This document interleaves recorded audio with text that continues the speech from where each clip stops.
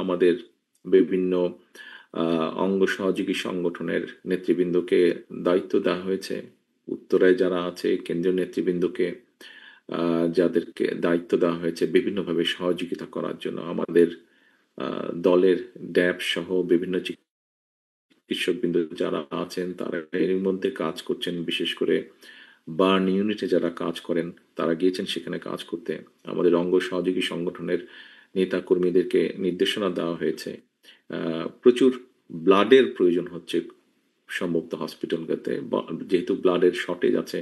এরই মধ্যে আমাদের কর্মীদেরকে নির্দেশনা দেওয়া হয়েছে যে সেখানে গিয়ে ব্লাড ডোনেট করার জন্য ছাত্র দলের পক্ষ থেকে যে সকল হসপিটালে রোগীদেরকে নেওয়া হয়েছে সেখানে টিম করে দেওয়া হয়েছে যে কোন ডাক্তারের সাথে যোগাযোগ করলে ব্লাড পাওয়া যেতে পারে। আমরা আমাদের একটি রাজনৈতিক দল হিসেবে আমাদের অবস্থান থেকে আমরা চেষ্টা করছি। যেখানে ঘটনাটি ঘটেছে সেখানে খুব সম্ভবত এরই মধ্যে সেনাবাহিনী জায়গাটিকে কর্ডন করেছে, কিন্তু সেনাবাহিনীকেও এবং পুলিশ সহ বিভিন্ন সংস্থা যারা কাজ করছেন তাদেরকে সহযোগিতা করার জন্য আমাদের দলীয় ভলেন্টিয়ার্স যারা আছে, নেতাকর্মী যারা আছে তাদেরকেও নির্দেশনা দেওয়া হয়েছে।